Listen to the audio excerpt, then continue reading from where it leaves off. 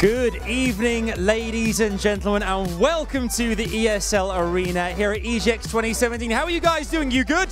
Yes, you seem very excited.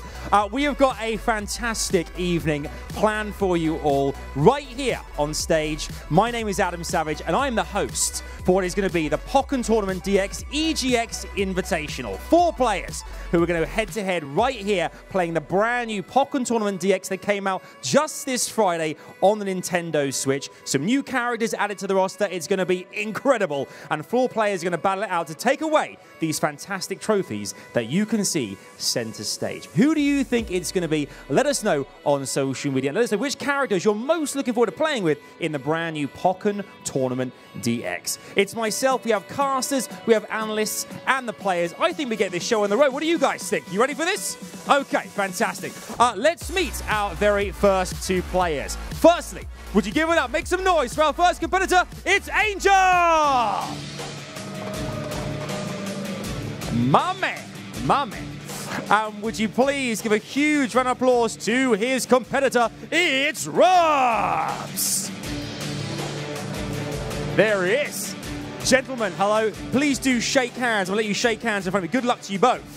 Our first 2 competitors. Do go and have a seat at your stations, please, chaps. Good luck with the tournament, and we'll be seeing you a bit later on. You can go and sit down at your seat as well. Okay, we've got ourselves a big match to kick us off. It's going to be a double elimination. I think we hand over to our casters and analysts and see what they make of this first game. In particular, let's head over to my man. People say he's got the physique of a Machamp and the class of a Ninetales. It's Dan Gaskin. What's going on, buddy? Is that the physique of a Machop or a Machamp? I didn't really catch that. Regardless, my name is Dan Gaskin, and I'm joined by Bowie. Bowie, this is an awfully exciting tournament that we've got coming up to us. 4 players, 2 invited, as far as I'm aware, and 2 qualified. Yes, indeed. Is that correct?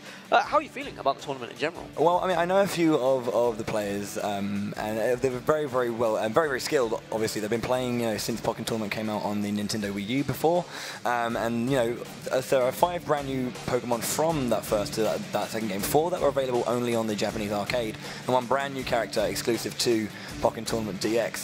And that brand new character is apparently very strong, so I think we might be seeing a little bit of that today. So it's going to be nice to see those brand new Pokemon, played at the height that we know they can be played at. And I think that's going to be one of the most exciting things for me, is seeing those characters we may not have seen, or Pokemon rather, that we may not have seen in the original really come to life in this second one. It seems to happen a lot with a lot of games. There'll be a new update or a new patch, a new game, and there's a really strong character, a really strong Pokemon that's just going to dominate the scene.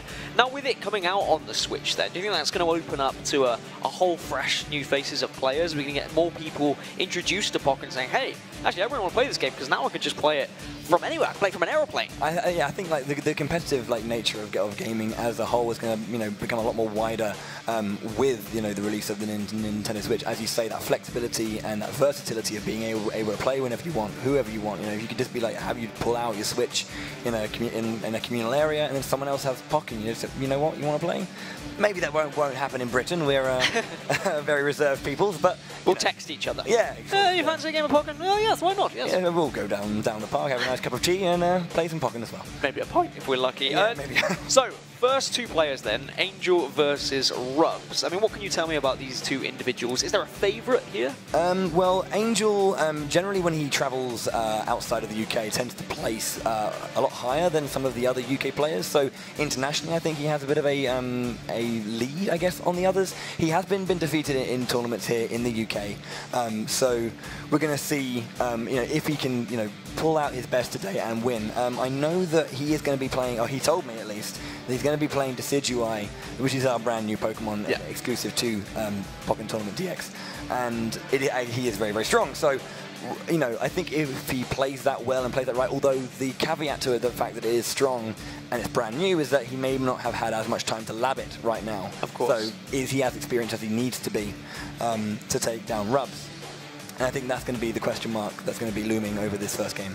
Now, of course, you're talking about players using Pokemon that are powerful now with the new game being released. In other fighting games, we see players that will use a character that they like rather than that is the best. And like it won't necessarily be a tier 1 character, but it's one of their favorites. Do you ever get players that will just use like an old school Pokemon because that's their childhood favorite, for example? Yeah, I mean, you said so yourself. Really, there is a trend. Many players do that. You know, they have character loyalty. You know, I know many friends of mine who are part of the FGC who may not be playing the best character around, but their relationship with that character really brings it out. So let's get straight into this first game here, though, as Rubs and Angel Darksong, full name, going to be playing it out on this first game. So Darkrai coming out from Rubs and Angel with that Decidueye, as we said. First of all, opening up that phase shift and immediately going for the dark shot there and facing back. You can see, again, zoning very, very good, trying to find their way in. Very, very nice, getting that shot and that land, but an immediate counter out from Rubs. Wow. Wow, wow, wow. Yeah, Rubs really being like he's struggling there a little bit. You saw he was trying to keep his distance, but then he was just getting zoned completely, exactly what you were saying. Yeah. As we move into the second round now. So yeah, I mean, Darkrai, great at range. You can see him just zoning out as best he can. We're using a variety of different moves here in that field phase, breaking into dual phase now. Nice counter out there from Darkrai, from Rubs. Goes round for the cross up and tries to go for the grab, but gets the grab counter out from Angel. Good defense there, but getting caught again. Really nice work from Rubs right now. Again, goes for that. And these Dark Auras just causing so much issue. Trying to go for the aerial to ground now. But again, great evasion. Rubs is not standing still, and I think that's kind of the hardest thing right now for Angel to really deal with. Wow. A really, really strong game there. That's 1-0 going over to Rubs. Strong Darkrai play. Wow. Honestly, the distance that he was keeping as well, and obviously using those range attacks seemed to really help him out. And it was really struggling for Angel to get in. He was trying to get those close attacks going on, but it was just not working out for him. I mean, is there anything he could have done differently, do you think, in that game? Well, I mean, Rubs is defensive, or kind of like, it's kind of weird, like you're throwing out a lot of options to kind of like force options out of Angel. He's trying to evade to the side and trying to break in, but I think by conditioning his opponent to move is kind of like falling into his traps. So as we go into the second game, and okay, this is right, Angel breaking back, he's good with Decidueye, but his original main was Blaziken, a character that is very, very strong with a huge combo move potential, but has the ability, when he does use those stronger Pokemon attacks, to damage himself. You can see as he's using this, his HP is decreasing there on the top right. But again, Rubs getting involved in this first round of Game 2.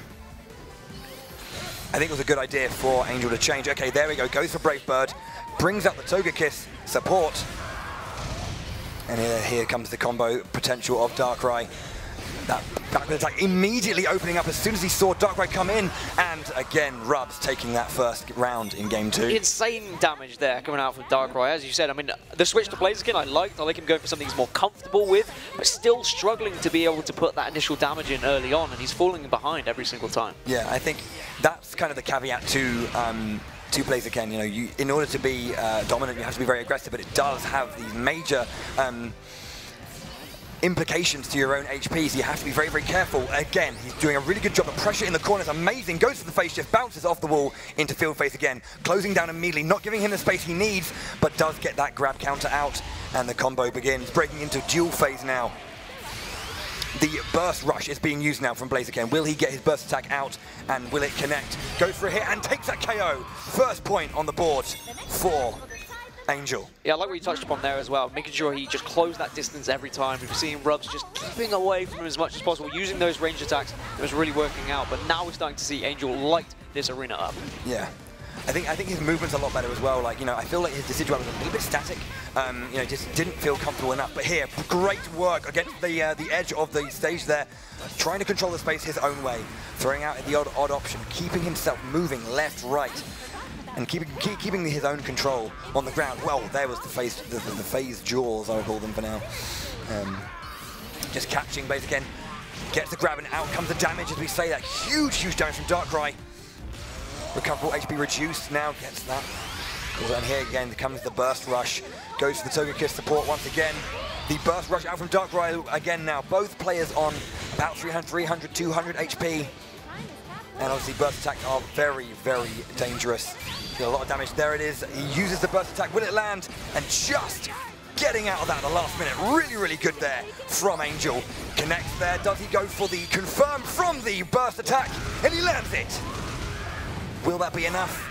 That is the question. With 94 HP left. It is not enough damage to take that down. That's so close, but Darkrai just surviving there. But the control is in Angel's way. Goes for the very nice, the Umbreon support just there. Yeah, Pushback. Angel's favourite is just, he's so ahead right now, and of course this is so difficult for Rubs. He has to avoid every single attack while trying to push in as well and do damage of his own, but finally finds some damage. Can he keep him juggling here? If he does manage to, this could be a great comeback. Still trying to get some ranged attacks on the go. We now see some blocks coming out, and just out of nowhere, Rubs does pull that one out. Darkrai doing what Darkrai does best. That was really, really good usage of that move, just that phase back. You know, you could just see Angel was in that defensive mode. He had the shield up, he was just waiting, and as soon as Darkrai pushed back and then kind of swung forward, the shield was dropped, and then the punishment came out. And Angel is defeated 2-1 and drops down into the lower bracket, where he will be awaiting the loser of either Afro Kami or Galactosaur. Well, Rubs moves on through then.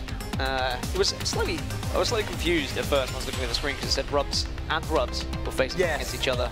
I think it's because they're using the host switch, so it kind of goes well based on one. But regardless, Rubs does push through, and he will go through to the winners bracket final. Of course, this is a double elimination bracket. For those of you at home that don't know what that is, you have essentially 2 lives. You can lose once, but if you lose twice, you are completely out of that competition. So it means we will see Angel again. He will drop to that lower bracket, and he will play the loser of Afro or Galactosaur. So I guess now we can start talking about Afro and Galactosaur. What do we know about these 2 players then? Who's the favourite here? Well, in terms of favourite, it's a little bit harder. I think it's because we've got a bit of a wild card in Galactosaur, because he's famously known amongst the community for being, you know, the random champion. He literally just kind of pulls out random, and even, you know, backstage now, coming onto this stage, he's like, you know what, I might just hit that question mark. Wow. You know, I know he has, you know, certain characters that he is fond of, but, you know, he's one of those all-rounders. He kind of just gets the basics of that game really well. We'll just kind of see how that goes. Whether he actually hits a question mark or not, we don't know, but the point to make is that he does have a large breadth of characters he can play, and, you know, anything can come out. So that's going to have, I guess, an advantage for him, because in terms of matchup, Afro Kami doesn't know what's going to be he's going to be coming up against, and that's really going to test Afro's knowledge about, you know, how best to approach any Pokemon that is pulled out by Galacto. I mean, going for a random selection is always a brave thing, especially in a tournament setting as well. It's all well and good doing it at home with your friends to try and show off, but when there's something on the line, it's very difficult. I mean, we saw the same with Angel in that first game. Yeah. He went for something a little bit different, a little bit new, like you said, and then he went back to what he was used to with Blaziken. I mean, do you think that might be a situation for Galactosaur? He might, first game, maybe go for the random and then switch to something he's more comfortable with if he doesn't succeed? I mean, that is kind of always the comfort picks are always those things you want to do when your back's against the rope. I mean, it's very rare that you see someone, you know, just kind of throw caution to the wind, really, and go for you know, such a left field pick. You know, sometimes that does put, you know, your opponent on the back foot, but you know, when the stakes are high, it's all about that decision making. What do you make? What decision do you make in terms of matchup, and then how do you play that matchup out? Now, obviously, we're here at EGX live. Oh, hey yes.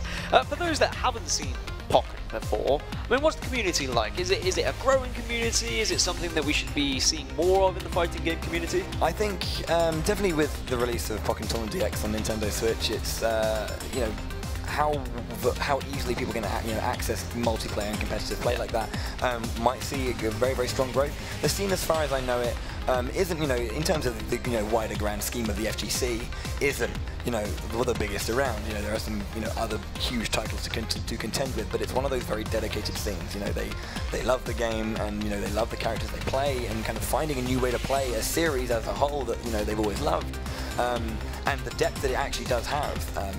There's definitely something there for you know, that scene, and, you know, it was seen at the Pokemon Championships you know, last year. Probably going to see it, you know, later on this year as well. So, you know, there is that scope for it. I believe it was at EVO as well, I think a couple of years back. But you know, there is that scene there, and, you know, it can only grow from here. I think it's always going to be a nice niche for people as well. Like, I mean, any Pokemon fan is going to go, hey, wait a minute, I can just beat someone up with a Charizard, that's gonna be pretty good fun. It's something you've always dreamed of as a kid. You always dreamed of having like a pet Charizard that you could battle against other people, of course, and now you can do it. You can do it properly, but with like more fancy moves and all of that kind of stuff. So the cinematography of the game is actually, just as a slight aside, it is very spectacular. So it's got that extra wow factor as well. So. And what would it mean to one of these players to actually win this tournament then? Is this like bragging rights, or is this something that they can really loom over the rest of the community? I mean, definitely these 4 players do know each other. You know, they've always been playing at tournaments along, you know, all the time since, you know, the game first released. So I think that's kind of one specific thing about the FGC, by which I mean fighting game community for those who don't know what I mean. Apologies. But you know, there are a tight band of people. It's, you know, runs on a kind of open bracket method, so like anyone can enter rather than kind of, you know, having particular leagues you have to fight your way through to get to particular places, to enter tournaments. You know, anyone can, you know, join and enter. And I think that freedom of entry kind of, you know, solidifies the community a bit more, because everyone knows everyone and everyone's always seeing everyone at the same events.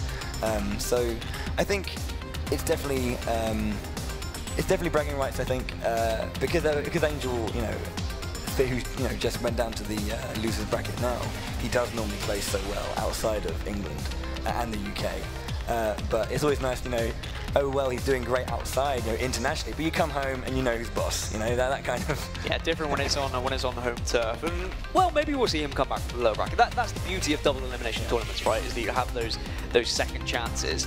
Right, we were talking before this tournament even started about Pokken and about the differences from other fighting games. I noticed the phases. There's 2 different phases that happen during the game. Can you explain to the viewers, and probably myself, a little bit more about these phases and what goes on? Okay, so the 2 phases basically operate in 2 different ways. You've kind of got 2 different fighting game mechanics under the hood. So dual phase is your kind of simple on one plane back and forth kind of fighting, and then kind of if enough damage or a certain move is used, it kind of breaks and opens up into field phase. The game always starts in field phase, and you can enter into dual phase and vice versa. And then so field is a little bit more kind of, you know, in the round kind of 3D movements. You can move left and right, backward and forward. There's a lot more freedom there, but then the moves that you can use within those modes are a little bit different, because obviously they operate differently. So you do have to kind of like have this single plane gameplay strategy in mind, and then also have a different one when it hits the field phase as well. And do you ever see players preferring a certain phase? Like, does that happen? Because obviously both phases are necessary. I think I mean, yeah, of course. I think it depends on the kind of strategy you want to build from that. So if you look at the game before, you saw Angel playing Rubs, when Rubs was Darkrai and Angel was Decidueye. There was a lot of, the spacing was very, very good in the zone control from Rubs. You know, he was throwing out a lot of options, a lot of kind of like long-range moves, and, you know, kind of trying to follow where he was. He was keeping his distance as best he can, tacking away, getting those hits, and you could see that he was playing a much more zone-based game in the field phase. And when he went into the dual phase, that's where he got so much more aggressive. And it's kind of, depending on how you can read your opponent, you'll kind of build a strategy based on what phase you're in at that time, and then kind of transition between the 2. You want to be kind of fluid in the way in which you can transition. So, as you know, as I mentioned, when, you know, they broke from dual phase into field and immediately gap closed, so you couldn't get that distance to do the zoning that he was doing. Yeah. That kind of thing. All right, well, it sounds like we have the next 2 players ready to be joining us on the stage. So let's toss one back on over to Mr. Adam Savage. Thank you very much, chaps. All right, so First Blood Rubs, but we've got 2 more competitors who are going to be on stage very shortly, battling it out. Should we meet the next competitors, folks? Yes? Good, everyone seems very excited. Would you please make some noise for our next one? Is Afro Kame! There he is. Welcome, Afro, welcome. And going up against Afro, would you please make some noise for Galactosaur? There he is. Welcome, chaps. Please do shake hands. And let's get it on. You ready to go into your positions, please? Your stations. Thank you, chaps. Okay, it's back over to Dan and the team to talk about this next matchup. Over to you, fellas. Thank you very much. Yes, still here with Mr. Bowie. Yeah, still here, Yeah, unfortunately or fortunately. Oh. How would you see it? Cheers, mate. I would go for fortunately, because that is a stunning jacket. And I love your headband as well. Oh, thank you.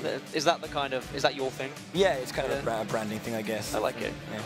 From where? Well, I mean... Come on, tell us the story. Well, we all want to know. For those of you who don't know the origin of my my name, Bowie is in fact a character from a game that came out on the Sega Mega Drive years ago. Wow. Called Shining Force 2. The main character, Bowie, who classed up into the class Hero, had a bandana. I like it. Everyone's got to have their trademarks, and I appreciate yours. So we're into the... What? Thank you. Oh, Thank you're you. welcome. Thank you. It's okay, stop it. We're going to get closer gradually as Yeah. this test. We're eventually going to be like in the middle. So second, well, winners bracket semi-final, Afro versus Galactosaur. I've got to say, Galactosaur is one of the best names I've ever heard in my esports career, I've got to say. So you spoke before, and you spoke about how Galactosaur might just hit random here, and maybe it'll go against him, maybe it'll go for him. If he wasn't to hit random, then what is something that you know he's more familiar with playing with? Because we didn't actually specify. Well, no, I mean, it's one of those things that I haven't seen too much of him myself, that's the thing. So it's one of those things I see the name pop up a lot when I'm kind of like looking over tournament results or kind of catching up with the community. So it's my first time actually seeing him play. So unfortunately, I don't have the knowledge to kind of say exactly who his real favourites are. Oh, I mean, of course, if someone's just hitting random every tournament, it's hard to work out who is their favourite, Of course, right? it happens sometimes. But I think, you know, I do know that obviously Afrokami mainly a Sceptile main, but I have heard that he has that interest in playing Decidueye as well, like we saw from Angel. But I wonder if he's going to, after seeing Angel perform not so well with the Decidueye, will he go, well actually, or will he either go again for that kind of pride moment of, you know what, I can play that character better than you can, go for it and see how it works out, or will he go for his Sceptile, which is, you know, his strongest character, I guess. Would you say all 4 players at this tournament are kind of comfortable in this environment as well, of playing in front of a crowd, playing on a stage? Because nerves are definitely something that comes into play in all esports, to be honest, not just fighting games. Yeah. In terms of the actual stage size, I think in terms of its overall production value, this is, I would say, different from the stuff they're probably used to in terms of the general kind of like community event, you know, going to your locals, going to your weeklies, even going to your nationals may not be of this size, but I think the pressure is the same, I guess, you know, when they're kind of playing in those grand finals and vying for a particular title or vying for, you know, to be noticed or to be recognized as the player that they know they are, that level of pressure and the way it influences their play in-game, I think it's definitely something that they're used to. So whilst the spectacle of this is, you know, much more and the wow factor is there, I think their in-game play will be as strong as it always is. Well, it seems like we're ready to jump into this second game. It's going to be Afro versus Galactosaur. If you missed the first game of the day, it was Angel versus Rubs, and Rubs was the one who moved on into the winners bracket finals, where he'll be playing the winner of Afro versus Galactosaur. I kind of asked you about your favourites, but I guess I didn't get a prediction from you for this second semi-final. Who do you think is going to take it? My kind of guess would be Afrokami. Just because I think he's got those two that he's really put some time into, and he's got a specific strength, and then the amount of time, the amount of labbing that's gone on to really kind of get that character under his control, I think the consistency might be there for him. Would this be a massive disappointment if he didn't win, if he was to drop to the lower bracket here? I think for him it would be. For him it definitely would be. It would be a shame. It's always difficult when you come to tournaments like this as not necessarily a favourite, but as someone who's expected to win. You always have that extra pressure on your back, right? Yes, of course. I mean, that is the kind of the double-edged sword nature of that seeding. You want to hit that and meet that. So I believe that's a Krogunk coming out of Galactosaur, I would like to think. And there's a Sceptile from Afrokami. It's a Krogunk. One of the newer characters again in Pokken Tournament EGX. He was available in the arcade version, so going to be quite new. Considered, I guess, the trolly character, or kind of like the joke, not the joke character, but you know, like that character's got a little bit more of a sense of humour. So far, really nice work from Afrokami, just using that Sceptile to consistently keep that combo going, using these bullet seeds consistently just to keep Krogunk at bay, getting that grab. Good damage as well, opening up to that duel phase. Slightly coming out from the support, going up here to kind of keep that distance back. Right now, Galactosaur's having a real difficult time to try and get in. There's the grab, and that'll be game 1, match 1 going over to Afrokami. Yeah, Galactosaur just not being able to engage at all there, really struggling to put any sort of damage. You could see he was constantly dashing in, trying to get close, but it was just As you said, there was so much damage coming out of Afro-Kami, and he looks extremely comfortable here, and he's just emitting an insane amount of damage. Constantly, Galactosaur is just dashing away, jumping away, trying to avoid all these attacks. That was an amazing going, knocking him up into the air, immediately following up with that aerial grab. It's been really, really good work from Afro-Kami just so far, using that bullet seam, that leaf blade, just to consistently keep pressure on Galactosaur. The burst rush is being used, and then immediately countered by Afro-Kami. He's going to go for the burst attack, lands it. This is quite good. If anyone's seen Frog Drop, bam. You did mention how he has a little bit more of a sense of humour. Yeah. Just giving him a nice salute as well there, and still he's trying to put damage in Galactosaur though. He's gone for the Krogunk support as well, so much better showing in this second game, but now, here comes the rush again. That was that close down, keeping that combo going. Great, beautiful work there. Gets that grab out again. This is looking much better for Galactosaur. Of course he's on low HP, but he's just doing a much better job of dealing with everything that's been thrown out. Nice usage of the support. So Snivy knocks Krogunk up, gets that grab, and he will finish match 2, taking game 1. Game 1 goes in favour of Afro-Kami then. I mean, solid performance there from him. Like you said, you were expecting this pick. You were expecting him to perform well on this character, on this Pokemon, and he did in the end. Sceptile seems to be the perfect fit for him.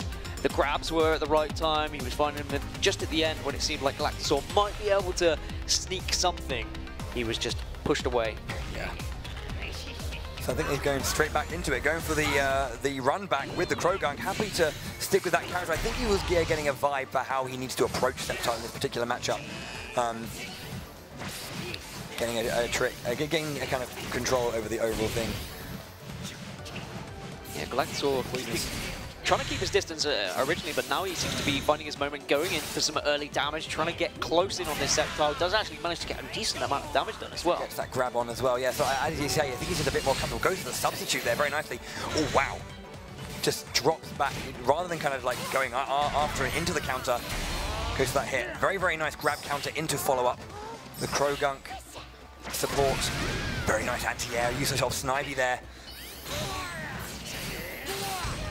Great hit again, countering now. Here comes the combo, but he drops the combo there.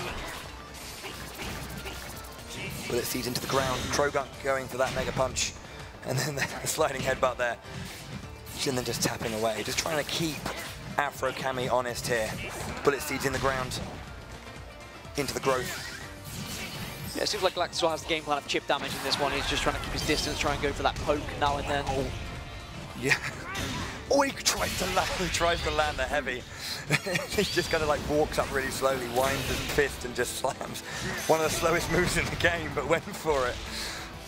Afro-Kami really struggling here. You can see he's only on 40 HP now as well. He needs to play flawlessly if he's going to win this, but actually some decent damage coming out of him. Galactosaur is going to be pushed up, but time up. And he takes it, yeah, takes that victory. And I think that's what I was talking about. You could see that overall general knowledge of that game and how it plays immediately adapted to how he needs to approach this matchup with the character he's using.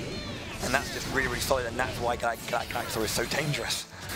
Of course, Pokken can be very fast, but only 80 seconds in a round, and Galactosaur had that game plan. He wanted to just shut it out. He wanted to wait, use time to his advantage, and maybe he'll try and do the same here. Gets that grab out again, yeah.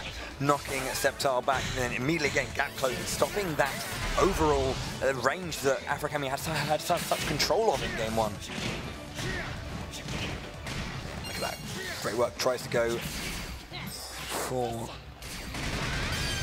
Again, usage of support, very, very good, and that knock-up, a very interesting usage.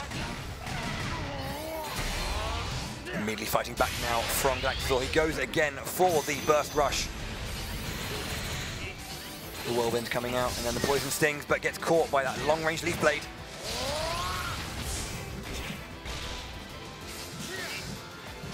Gets that grab out again. This is looking good for him. Knocking good damage there from that grab.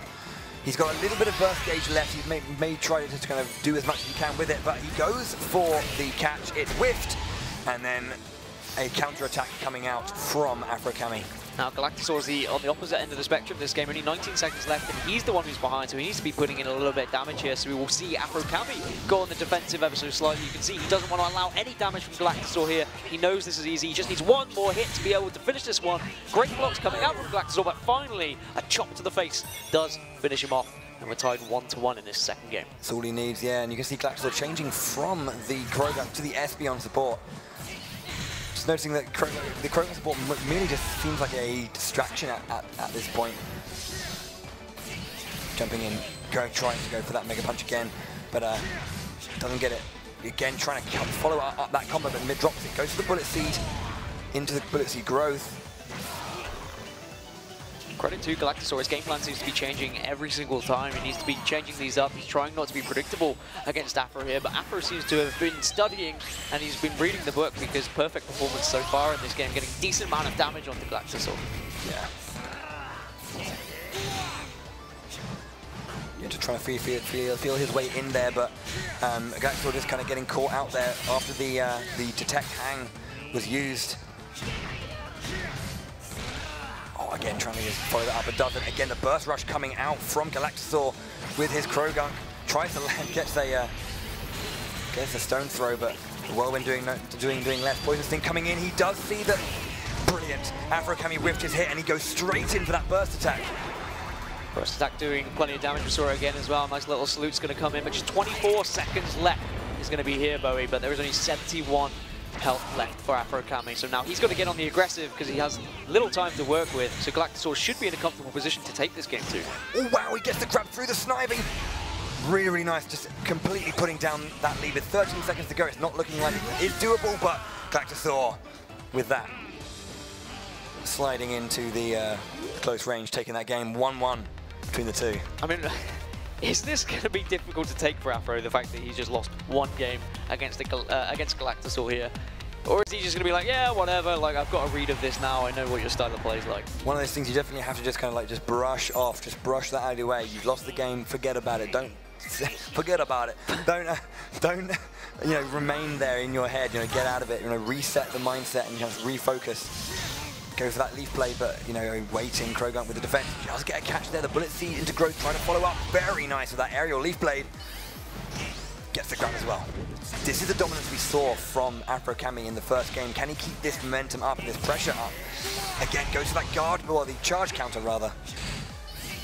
In the first game, Afro Kami just had such control and Galactosaur was constantly on the back foot, and we're looking at a similar situation here, down to just 40 health now for Galactosaur. He has to avoid everything, played flawlessly. Are we looking at potential perfect here? We're looking at it, yeah. Espeon just goes to that defense and that HP increase.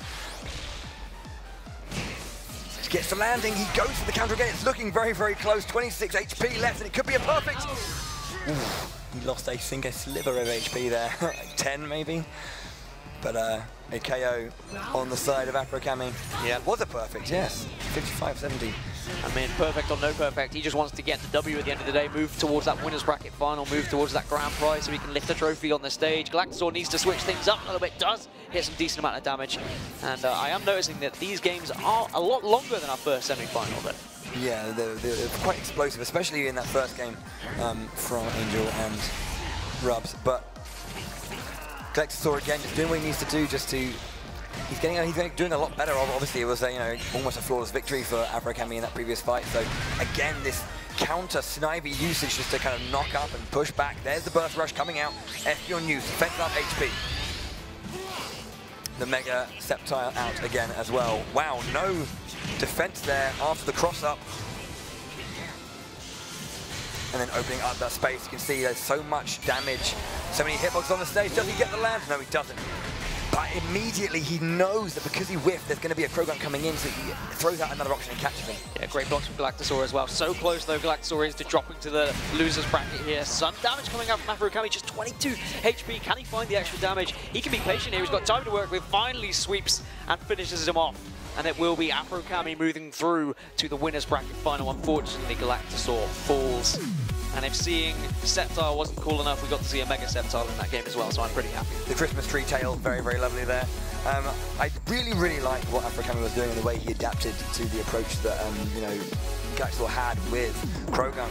Noticing that a lot of the moves from Krogunk have a little bit of startup time and very, very punishable. He was countering using the Snivy support, you know, in the middle of that attack. You know, he throw out one, he just prepare the other, and then just getting pushed back.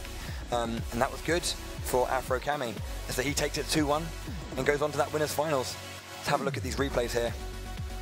Yeah, is there anything you could dissect from these replays that we've got? Is there anything, were you surprised by any of the moves or the performance from either of these players? I think it was the speed of the adaptation from both players. You know, there was such dominance in game 1 from Afro Kami, like unprecedented levels of dominance.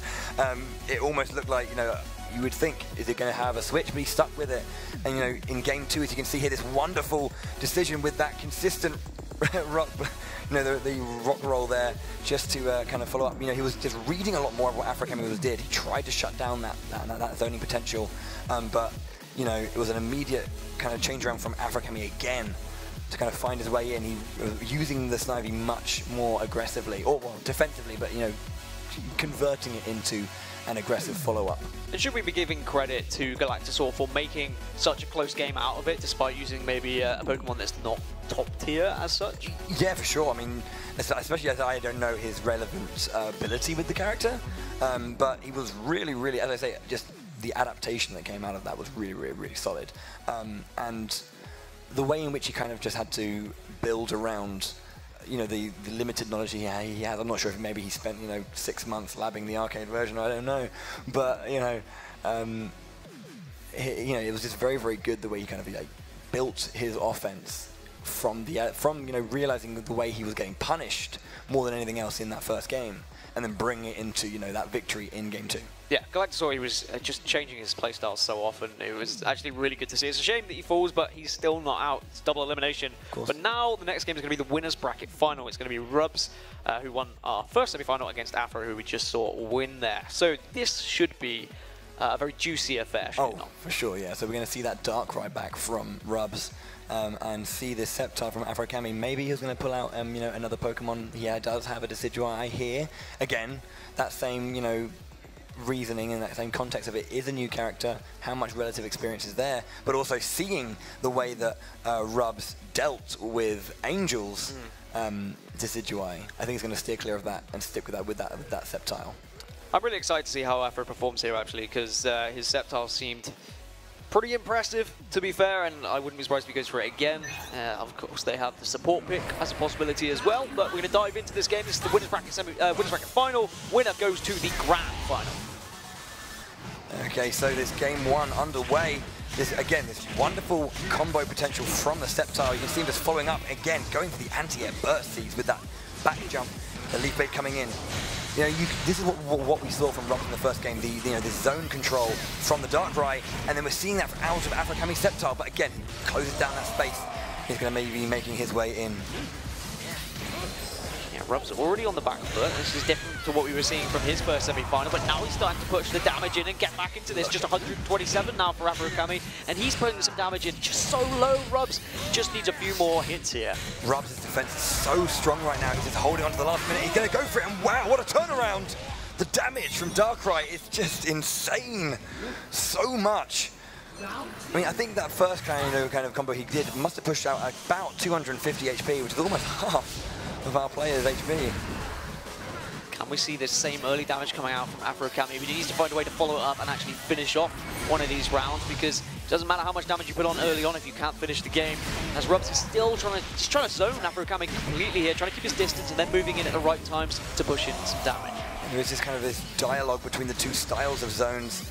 You know, the zone control they want to both kind of do. They're almost trying to neutralize each other, but also kind of break through what they need to do. Both characters, again, great combo potential. You can see those aerial dark nets just kind of like keeping a player grounded.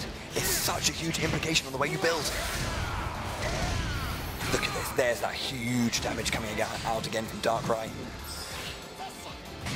Afro Kami struggling in this one, now needs to be on the back foot ever so slightly. Doesn't want to lose the same amount of damage he lost in the last game, but he's being juggled very comfortably here by Rubs in his Darkrai.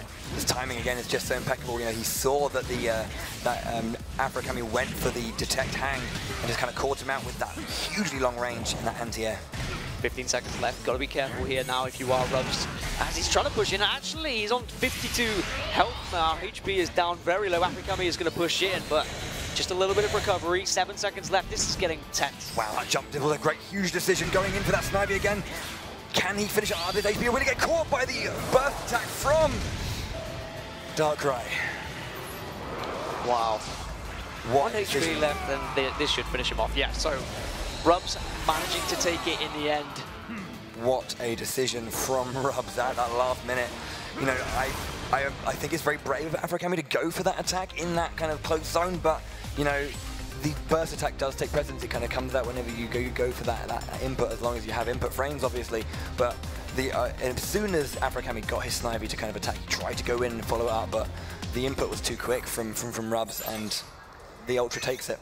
Yeah, Rubs looking fairly comfortable here, actually, winning the first 2-0, and now, of course, we go into the second game now. It's a best of 3, so if he wins this, he'll go to the grand final. Again, early damage coming out from Afrokami, though. He seems to be good in early game, but seems to be struggling in the mid to late game. Definitely seems in a sense that, you know, as soon as Rubs can get his way in, the damage is just so huge. So here, you know, getting that hit on his opponent, and then there's massive combo, obviously, that allows him to get huge amounts of damage out. Knock up. Follow up, knock up. Again, this juggling is so insane, and then covers the jump attack, or covers the jump from Sceptile, and then, wow, just such knowledge. The Snivy comes out, bashes Dak, dashes back. Wow. I mean, this is a sublime performance from Rubs. I mean, you spoke about the juggling. Any juggling in any fighting game is always an impressive thing. It's actually the first thing you really need to learn in any fighting game, because there's nothing your opponent can do. Yeah. Of course, it's very hard. You can't block if you're just being tossed up in the air constantly. So very impressed with Rubs right now. Definitely, it's about just kind of extending those combos, maximizing the damage output, and not giving your opponent, you know, a second wind if they need it.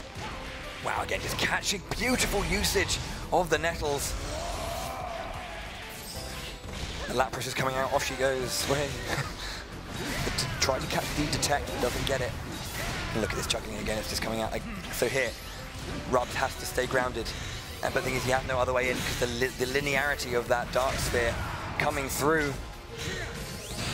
And Afrokami is just being zoned out completely here. Every time he tries to dive in, he's either getting juggled or just pushed out by Rubs. And Rubs might be able to find the last bit of damage here. Looks like he will, and he finishes it off. He will be moving on to the grand final. A smile, though, from Afro. Pretty happy with that one. He doesn't mind too much.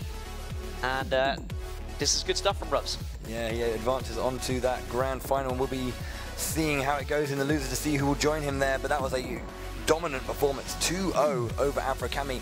We saw Angel taking him to game 3. I think because of the way in which Darkrai likes the zone, and the way that we see Sceptile also zoning. You see so much pressure on the shield here, but it was just so resolute from Rubs, his defense, and just finding those openings again. That decision to go for that Ultra, or just the way to get that Ultra at that last minute whilst Afro was kind of trying to get aggressive on him, was very, very nice. And Rubs completely had his number in that game. He just was predicting every sort of jump that was coming out from Afrokami, and the smile at the end of the game from Rubs just said it all, to be honest. He was comfortable, he's confident, now he moves to the grand final. I mean, this here is so important. That is such an important decision to kind of get that lock, open up that distance, and immediately throw out those Dark Nettles. It just kind of completely shuts down all of the overall movement in the dual phase. And that's a specific of the dual phase, as we were mentioning earlier. The differences between those two. In that dual phase, when you have that very linear kind of approach and you shut off an option completely, they only have to move forward. So what can you do when you're firing these Dark Spheres through the center? You can't jump. All you've got is defense. And if you try to move forward, you're going to get punished. It completely locks down all movement. Control is immediately in Rubs' hands. It seemed like Afro just ran out of ideas a little bit in that game. He was constantly trying to dive in, trying to bridge that gap, and he was being shut down immediately every time doing so. I'm wondering whether maybe a Pokemon change could have come out after losing a couple of those games. I wanted to say maybe see some kind of just counter pick. I don't know, considering, maybe some of our players haven't had as much time with Darkrai, because obviously he's brand new to Pokken Tournament DX after coming from the arcade version. How much knowledge do you actually have? That is the question. We can see obviously Angel and Galactosaur here getting ready for their losers semis match. The winner of this will play Afrokami in the losers finals. Will Galactosaur get his chance to have the run back, or will Angel play, I think, everyone in the bracket? Well, this is going to be interesting as to whether what we alluded to earlier about Galactosaur just taking the random button. Are we going to see that? Are we going to see anything different coming out of him? He's going to surprise us, put on a little bit of show match for us. But Angel is giving a nice look across. I think it's to you, actually. I think he's saying to you. Are you talking to me? What are you talking about, mate? Just play the game, buddy. There is a Decidueye out, and then the Machamp. coming out from Galactosaur. To be fair, that actually does remind me, and Machamp is one of his characters. Okay.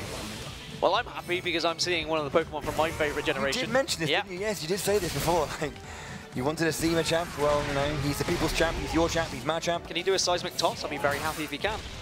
Let's see if he does it. Obviously, opting for that bulk up very early just to increase that damage. Again, you can probably guess by the fact that he's got 4 arms, he's a bit of a grappler. Grabs are where he wants to kind of be.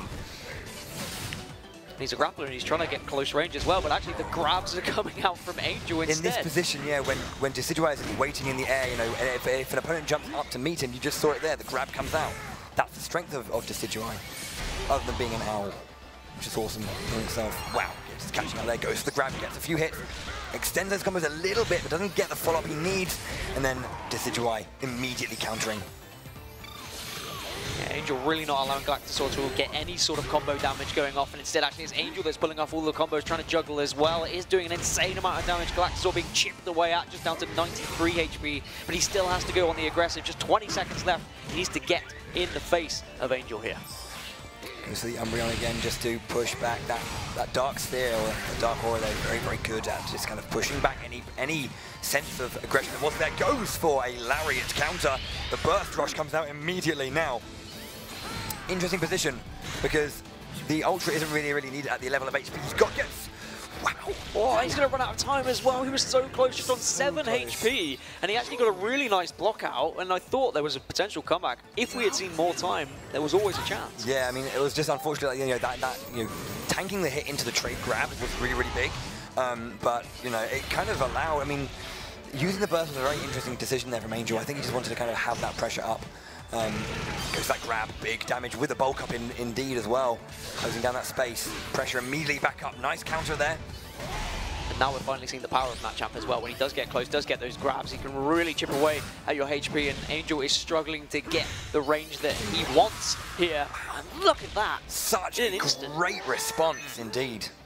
So much damage coming out of Machamp, which is, I mean, which is... You like that? You like that? I like that, and you'd expect that being a Pokemon fan.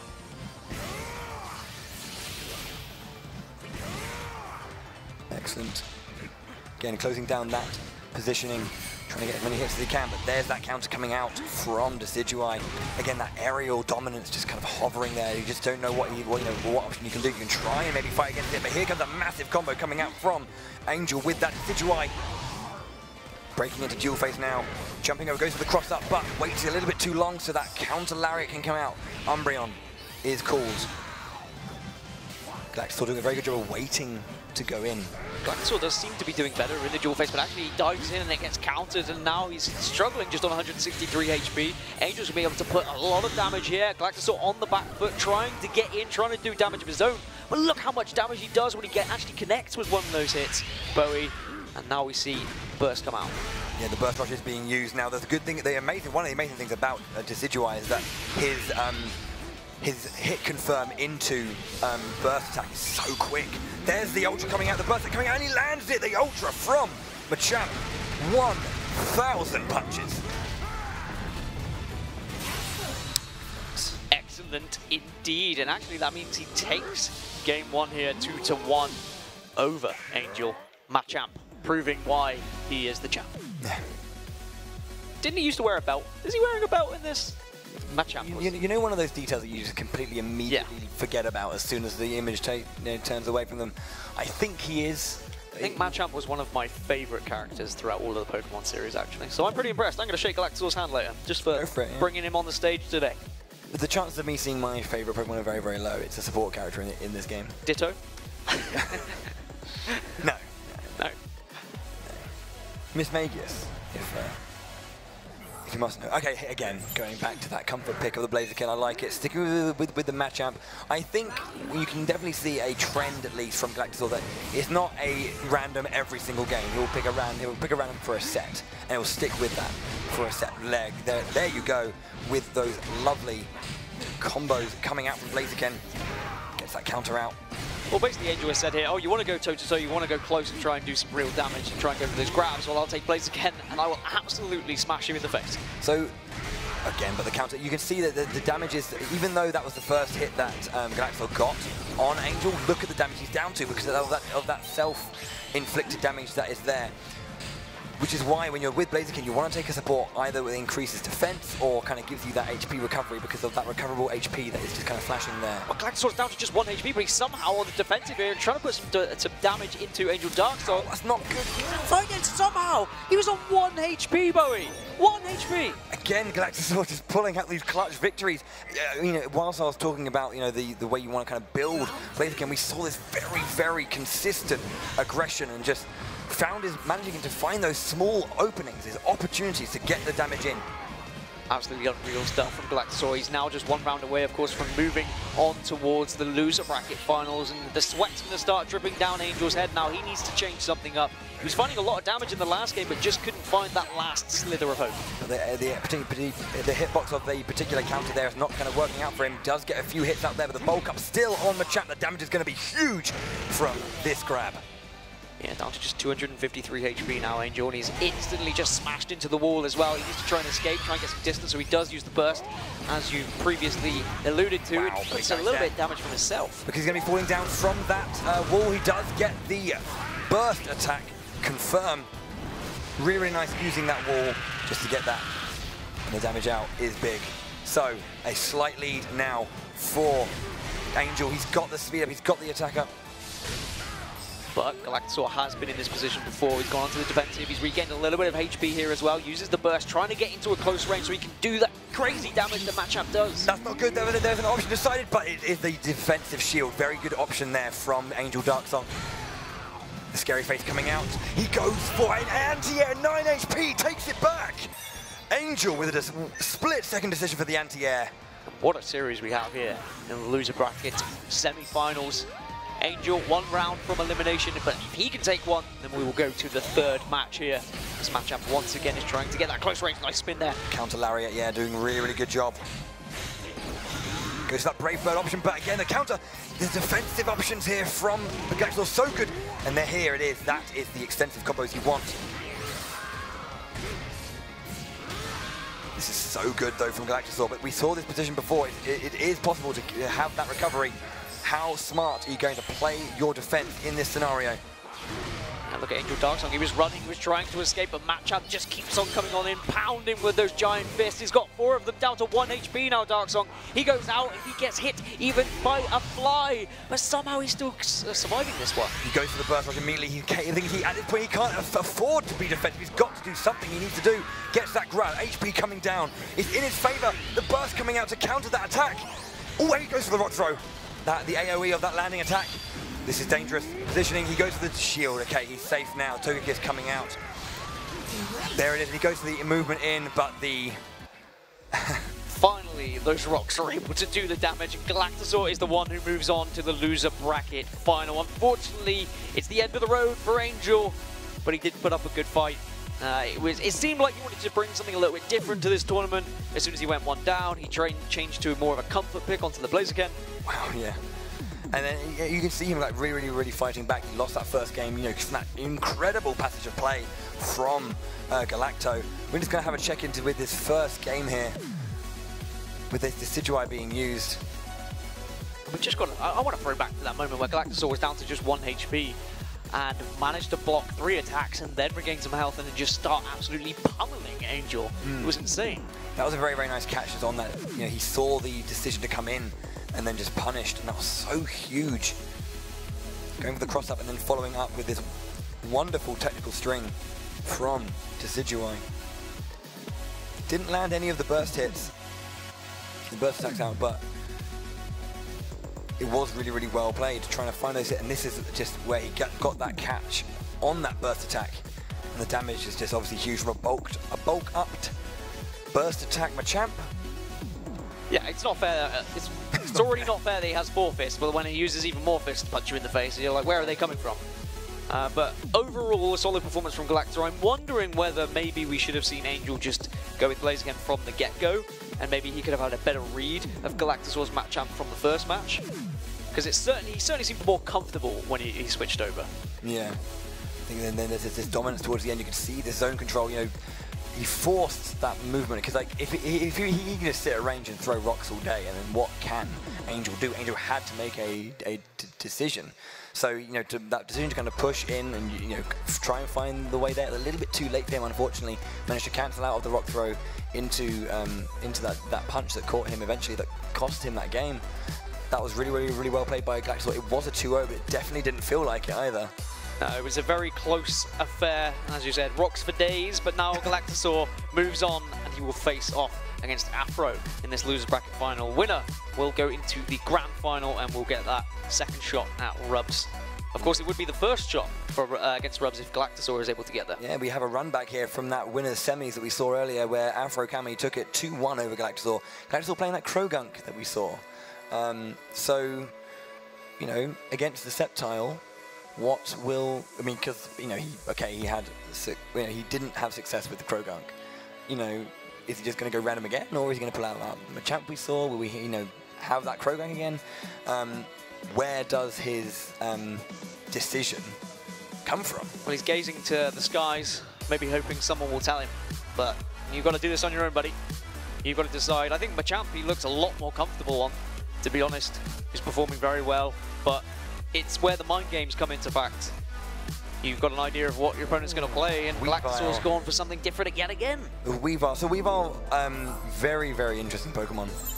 Very quick, has a lot of lovely options in the air and on the ground. Great combo potential with the Fury swipes.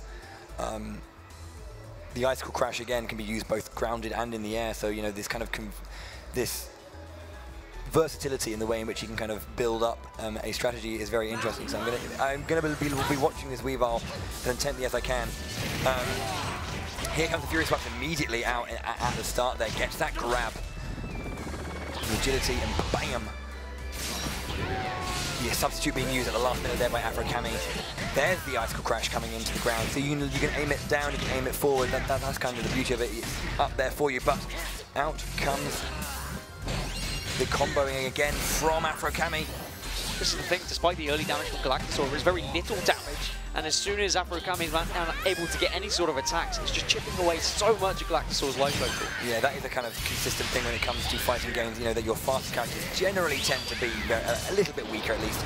Goes, wow, kind of, that was just a decision made, really. He just decided he wanted to go for the burst rush attack, and it just maybe reading that Sceptile's coming in, but he didn't. I mean, and quite rightly, the little characters shouldn't do as much damage, but Galactusaur struggling here. He's being juggled about very comfortably by Afro Kami. He's got so much health to work with as well. He should be able to take this first game unless anything goes drastically wrong here. Galactusaur really struggling to find any sort of damage onto Afro Kami. Now down to just 6, make that 1. That's going to be game. First round going towards Afro Kami. You can see, though, that there were moments from Galactusaur where he was just using the Icicle Crashes to kind of, you know, get some nice hits. Fury Swipe does not connect, and he gets punished for it with that tail swipe there. One very nice usage of the Detect Hang to keep himself safe from the Icicle Crash. Gets that grab again. Big damage. This is the thing, Galactusaur's just not finding any sort of damage. Even when he's getting close and he's getting those connects, it's not like he's whiffing, he's just not putting any sort of damage into Afro Kami. Finally, we see something happen, but he's not getting any sort of combo potential, so the burst comes out, and now he pushes in, jumps. But great blocks from Afro Kami, he's doing really well. Yeah, really nice that he read that jump. Well, is it a read, is it a guess, I don't know, but he just managed to get the catch from that burst attack, and that's the amount of damage he's done from that. Detect, used, and then he goes for the follow-up with that burst attack, but it does miss. Snivy being used, gets the grab, and Snivy is dissipated. All right, finally starting to see a bit more damage come out of Galactusaur, but we know full well as soon as Afro Kami connects with any sort of combo, that could be the first map going towards Galactusaur here. Yeah, they're getting that grab there. There was a grounded option that I haven't seen yet until this point from Galactusaur, and that is using the grounded Icicle Crash, throwing out the icicles and controlling the zone. They have like a little trap property, but look at this combo from Afro Kami, taking that first game 2-0. 1 to him now. It's literally just took the words out of my mouth. That was absolutely insane. As soon as we saw Galactusaur look like he was going to be able to get back into that first match, we just saw the damage, the insane damage potential coming out of Afro. It was just unreal. He just managed to land that combo, nice juggling against the wall there as well. No escape possibility, unfortunately, for Galactusaur, and he I think he'll probably switch up, if I'm honest here. From what I've learned of Galactasaur today, I think he might switch. Yeah, I mean, it was a very, very difficult matchup there just because of the range, or at least the way in which Afrokami was approaching that matchup. You know, we saw moments from Galactasaur, as we said, where he managed to get the hit. Yeah, they're a very, very good shout from you there, Dan. Very nicely done. The Mewtwo comes out, and we're going to see how he can, what he can do with Mewtwo against this Sceptile. Now, my childhood would suggest Mewtwo is going to win this one comfortably, but you know, it doesn't work like that when it comes to video games. Never does. But again, you can see some massive range breaking through that shield and opening up Dual Faith immediately. Shadow Ball into the ground. Very nice usage of the substitution just to kind of get around the back, and the combos can begin from Sceptile. This is the main difference I've noticed between these two players. Afrokami, who is clearly maining the Sceptile, he's got those combos down to a T, whereas Galactasaur keeps switching characters about. Yes, he can find those occasional hits, but he hasn't really got those combos locked down. He was performing very well on that champ, but he's struggling again once he's with Mewtwo here. Afro's doing a very, very good job. Again, his wall pressure, so nice. Gets that grab, it'll be good damage. Will it be enough to finish it off? No, 14 HP left. The wall bounce there from the field shift. Litten is being used. Gets some damage out now. Can he find his way in? Tries to follow up, but... Okay, there we go. Nice knock up from that Shadow Punch. Burst usage to kind of push back. Uses the Ultra as well, and it's immediately kind of guarded. Find Galactasaur on 1 HP once again. Anything, even a little bit of a wind blow would knock him out, and there we have it. He jumped up, used the Shadow Ball, but just at that point we had the Detect Leaves, the Detect Growth come out on that floor and just landed into a trap. Knocked him for like a little bit of damage and allowed Afro to finish off. I was going to say even a leaf would kill him, but actually there's a lot of leaves that come out from Sceptile anyway, so it would be quite appropriate. Indeed, you are correct. A leaf would kill him. Very nice, that was the Detect use just to get that grab and that hit. Afrokami keeping a decent range here, actually. Surprising, because Mewtwo seems to have some decent ranged attacks, but it's fine, because Galactasaur is the one who is getting damage just pummeled into his face by Afrokami. Reminder that if Afrokami does win this one, he will be the one moving on to the grand final to have that rematch. But finally, we're seeing Galactasaur push some real combo damage in here. That was a really nice string there. Popio being used. We'll support the bubble being there. Galactasaur struggling down to 177 HP. Burst coming out now from Afrokami, and he is pushing in, trying to finish this one off. Down to just 69 now. Great damage. Gets the grab. So close, just 9 HP. As I said, a leaf will kill him now. Mewtwo's trying to get away. Oh, and immediately just goes to that Leech Seed, and that's enough to take it. Afrokami 2-0 on Galactasaur. He'll move on to the grand final here at EGX Birmingham.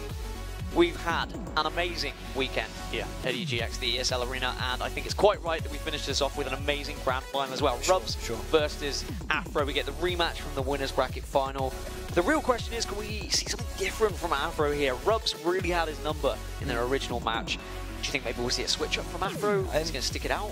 Considering the you know, the fact that he has a variety of characters he can use, and he's been sticking with that Sceptile, I think, you know, I don't want to say that the beating from Rubs was so severe that he'll immediately switch up. Maybe he's just going to have to kind of think again, rethink his game plan to kind of approach Rubs. As we do look at some of the highlights from the losers bracket final, where Afrokami was able to knock out Galactasaur. It's a shame to see Galactasaur go.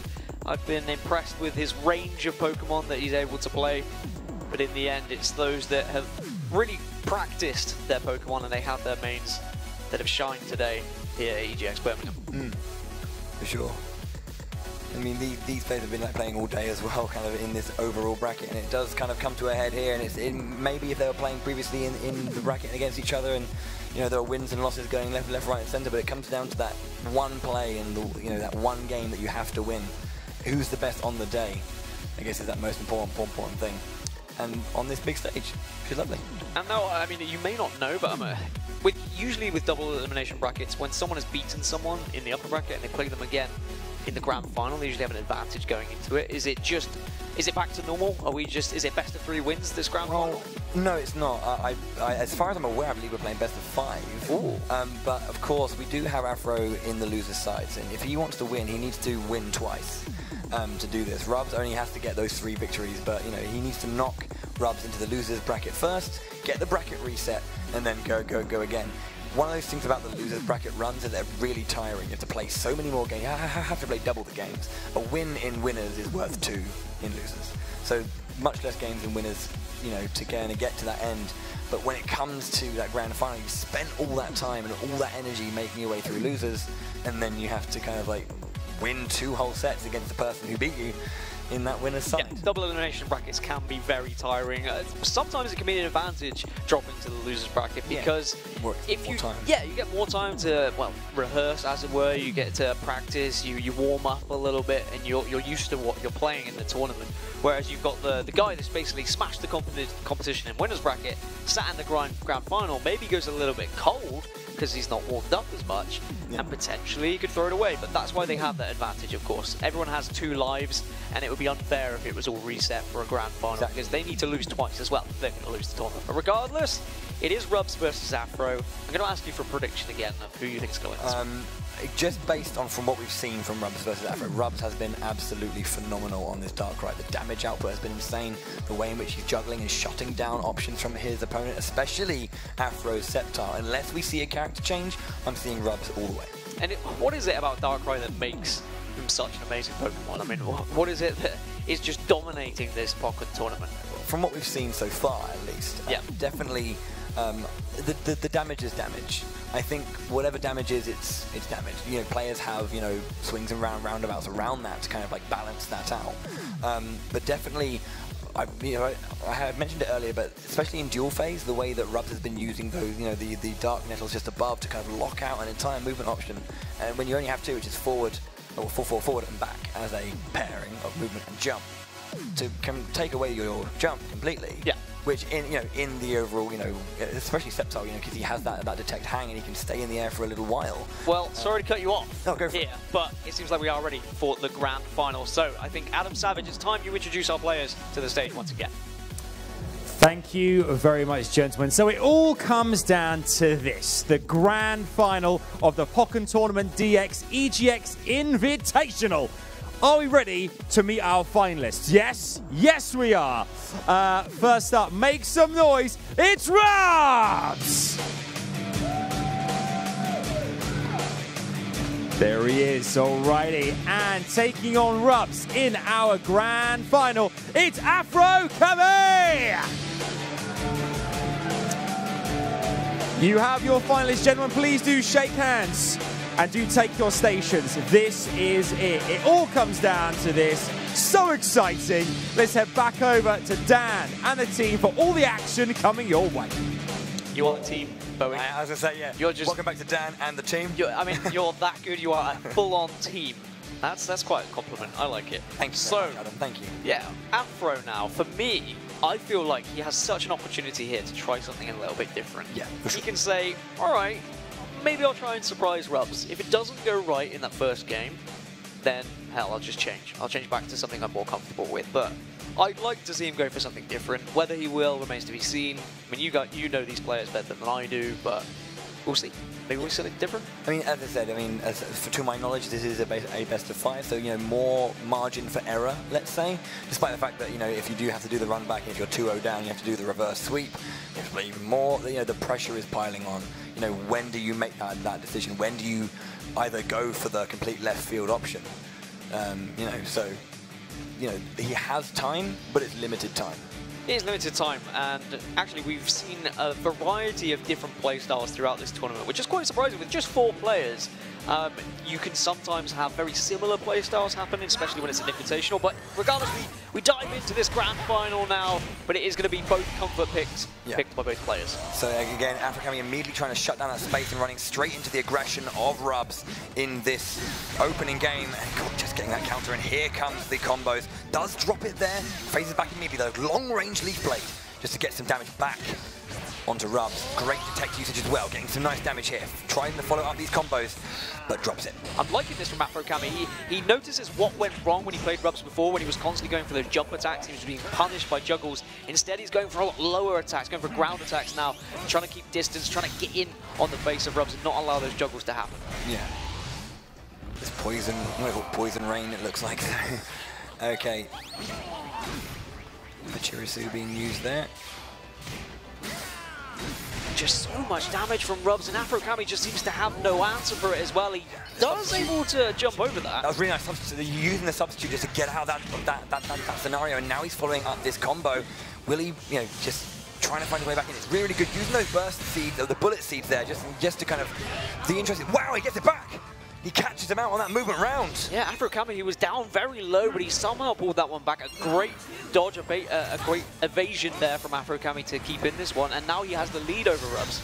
What I think is really nice about the way he kind of did this is that although, you know, when I mentioned that the bullet seed does miss that target, kind of drop the combo, they can be they're in the ground. You can grow them out and cause, you know, a follow-up. You know, the pressure is still on. They have to be in guard when they get back up, which is very, very nice. Again, the substitution for the cross-up. Then again, the combo coming out from Afro-Kami, looking very inspired and very confident now. Rubs once again is down, but Afro-Kami trying to do damage, but he unfortunately gets caught again by Rubs. Rubs hasn't had the same juggle ability that we saw earlier on in the winner's bracket, but he is still emitting a crazy amount of damage when he does connect with those shots. Wow, going for that, the reverse shutdown there, but again, the pressure's good, but I think Afro-Kami is just getting a bit more of that knowledge of the overall spacing he needs to really deal with Darkrai. Rubs is just stuck against this wall here, and damage is just coming in from Afro-Kami, chipping away, down to just 1 HP now. Rubs, can he avoid it? Uses burst just to get a little bit of health back here. Does throw some projectiles to try and stay alive, but 17 seconds, 15 seconds, he needs to make the move, but Afro-Kami is going to use a burst of his own to try and get back into this one, try and finish it off, but he can't quite find that damage. Gets that grab, but now this is really important because we do have that, the burst stack still available for both players. There he goes, Jai, does he get the catch on him? He goes straight underneath him. Anyway, currently it's the driving seat in the favor of Rubs. Rubs ahead, just 1 second as well. That should be over, but did he find it? No, wow. Afro-Kami down to 1 HP, but regardless, time's up anyway. So we are 1-1 in this first game. It's best of 3 as well, confirmation in the final, but of course, Rubs, if he wins the best of 3, he wins, but Afro-Kami will have to win 2 best of 3s to win this grand final. Nice, just catching that movement forward from Rubs' Darkrai. This seems the polar opposite from what we saw in winner's bracket as well. It seems Rubs was actually going for the jumping aerial attacks and being punished every single time for it. Afro-Kami has really switched up his playstyle, and Rubs is struggling to actually keep up with it. It's very, very solid work so far from Afro-Kami. Gets that grab again. Yeah, he's just using this detect, just getting, finding where he's landing, the general jump arc that Rubs is looking for. There's a nice cross-up again, gets behind him, tries to follow up the pressure on the wall, but again, another cross-up immediately from Afro-Kami. The HP getting very low. Can he take his first game? The wall bounce. A moment of respite, potentially. There's the detecting hang. Goes immediately. There's so much pressure on that shield, but the counter coming out from Rubs. The damage is huge. Said he was down to just 1 HP. He does manage to regain a little bit, back up to 38 now, and he's well and truly still in this. We've seen it happen before previously in this tournament, but we're down to just 20 seconds as well. And he goes for it, but he should be able to counter here. Lands that burst attack. He will gather him up in the vines and finish and seal this first game. Afro-Kami taking game 1 over Rubs. Now, I mean, of course, it's cliche to say it's the perfect start that he needed, but it really was. If he has any chance of winning this grand final, he really needs to take it to Rubs here. And it seemed like he learned a lot from that winner's bracket final matchup that we saw previously as well. He very much knew what the game plan was going to be from Rubs. He was avoiding those aerial attacks. He was keeping a nice distance and not jumping himself. That was the big thing. I saw a lot of aerial attacks in the winner's bracket final coming out from Afro, and he was being punished every single time for it, so he clearly learned his lesson. Yeah, exactly. Yeah, that adaptation is to know what is and isn't working. But our players are back into this next game. So early kind of lead, I guess, for Afro.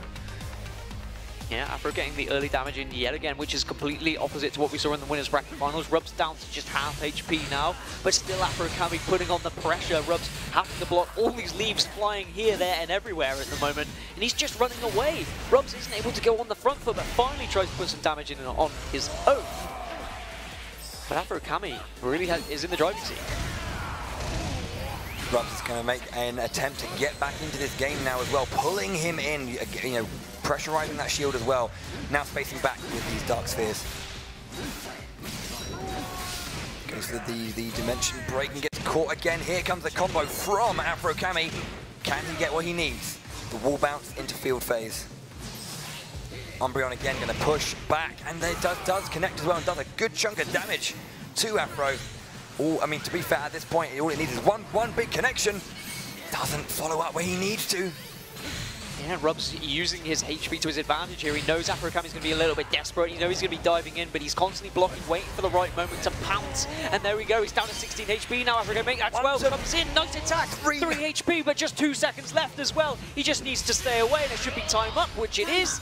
And there we have it. Rubs ties this one up 1-1 in this second round. Okay, so round 2 of this second game now.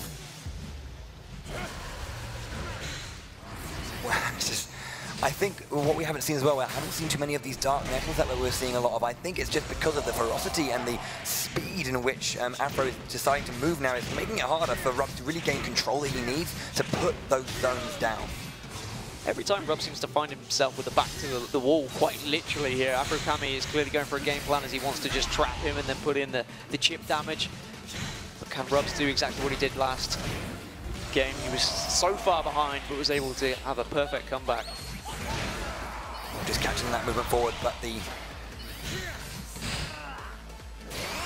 burst being used now going into that one, and currently Rubs does not have too much burst meter, which is nice, which means that there's a lot of uncontested burst time coming out from Sceptile.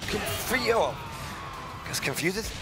Just pushes himself forward and wins that one with a nice combo. That's what I was trying to say. Yeah, nice combo. Now it's 1-1. That's what I meant. Final round. Right, nice I couldn't see the yellow dot on the side of the screen. But there we have it. Rubs tied up 1-1. If Afro Kami takes this, he does reset the bracket, and those L's will be coming down on both sides of those player names. And it'll be all to play for there. Rubs looking to get back to this grand final and take it before that reset happens. And as you mentioned, Afro really does have that momentum from that loser's run for him. Rubs once again backed off into this wall, but I love that from him. He instantly knows what Afro Kami is trying to do, so he rushes out and makes sure that's not going to happen. And now he's the one on the offensive. He's the one pushing the damage. This is the same Rubs we saw in the winner's bracket, and he's getting that juggle, but he whiffs a little bit. But the Leaf Blade coming out of that counter goes for the detect, finds him, and that command grab happening there. Again, these are the bullet seed growth that is kind of causing, even if he does miss, goes for a nice grab there. Darkrai, good damage, closes down that space, has that gravity shield, just waiting. Afro Kami down to just 98 HP, down to 67. Now Rubs is just having his number. He's avoiding every single leaf that is thrown at him at the moment, and finally dashes in to finish off Afro Kami, and we're tied up at 1-1. I am being told, I have confirmation, it's actually going to be a best-of-5 grand final. There will be no bracket reset regardless, so it is just a straight-out best-of-5 for this grand final. So that's what we need to see. We need to see one of the players, win 3 games, and they will move on, and they will be the champion here. Our players being told there, so just having to adjust to that change in structure. Of course, live here at EGX, there is time that we have to abide by as well. Before everything closes here, the last thing we would want is players playing in front of an empty crowd. Of course, people here at EGX can come and watch as long as it's still open, of course. So best of 5, tied up 1-1. And now this is where it comes down to. Who can deal with the pressure better? Is it going to be Rubs or is it going to be Afro Kami? We'll see how it goes. That is going to be a bit of a change to their mindset, of course. You know, that the conventional things that they're used to in their tournament have been changed. So how does that affect the gameplay? They do get that best of 5, however, which does allow them to kind of play, know that this game isn't the be-all and end-all. There is still that second lifeline just in case. But Afro Kami, after taking that first game, a much better bring back from Rub. Brought back that second game again. Well done by Rub. So, it's good to not go down 2-0 in this scenario. And meanwhile, just look at the amount of damage that Afro Kami is putting out onto Rubs again. He keeps pushing him back on into this wall. Can we see any sort of comeback from Rubs? Oh, he gets lifted up in the air, and the damage is there. So nice, yeah, using that retreating aerial attack into the landing detect. Very, very nice, holding Rubs in shield, and then immediately getting that detect grab. Yeah, we need to see something different from Rubs here, because Afro Kami really knows the game plan that he's going for. And we know that Rubs is capable of a lot with this Darkrai. Detect is really working nicely for Afro Cami here. Again, he's just being pushed back into this wall, and attack after attack. The chip damage seems too much for Rubs, and the blocks aren't going in as well as he thought it would. That was a little bit hasty. The shield was already there. He goes for that aerial grab, though, for huge damage from him. This is, again, looking fantastic for Afro Cami. If he takes this, he will be in pole position. He does, 2-0. He takes a 2-1 over Rubs now. And now, what a dramatic turn of events this is. Afro Cami suddenly becomes the favorite for this grand final. 2-1 up, he just needs one more match win to take this whole tournament. But on the side of Rubs, we know he's capable of a lot. We saw how he performed in the winner's bracket. Can he do the same to come back from behind here? A position that, granted, he wouldn't have expected to be in. And I do sympathize that the players have had to change ever so slightly. But sometimes compromises do need to be made, and you need to adapt to situations.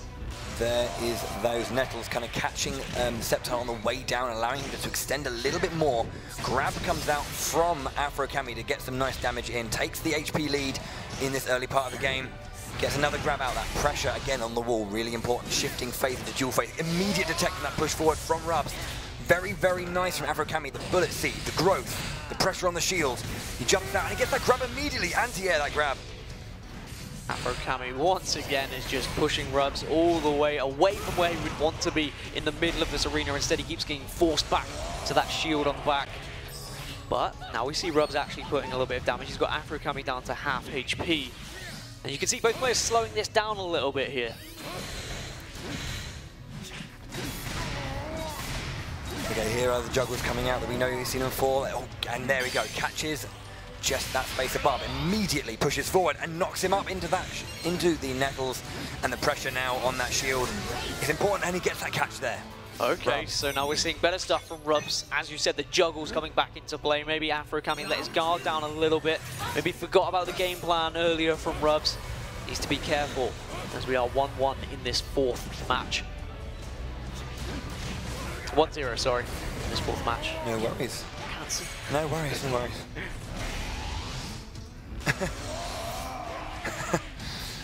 Okay. Again, Rubs, again, it's back and forth. These consistent, minute adaptations from both players, different approaches that are just causing, you know, this is kind of what it looks like. You know, you have these minute changes that make big differences, and both players having to kind of respond to those changes as quickly as they can. Speaking of responses, look at this from Rubs. He's got the juggles once again. Afro Cami down to just 65. Okay, he's back up to 100 now. He's getting a little bit of HP restored. He's instantly on the back foot. Coming from that burst, he just has that HP restore, yeah. Gets caught by the Umbreon again. The detect comes out. The damage is going to start coming in. He's got a little bit of time left on this burst. Does he get the Ultra out? He does not, I think. There it is. Caught, catch, dip, dodged, dived. We're seeing everything from Rubs in the moment.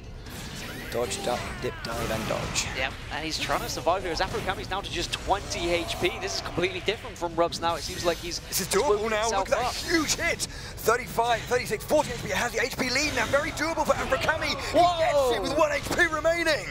Unreal stuff there. Both players so low, but Afro Cami manages it in the end to tie up this fourth round 1-1. If Afro Cami wins this round, he will win the whole grand final.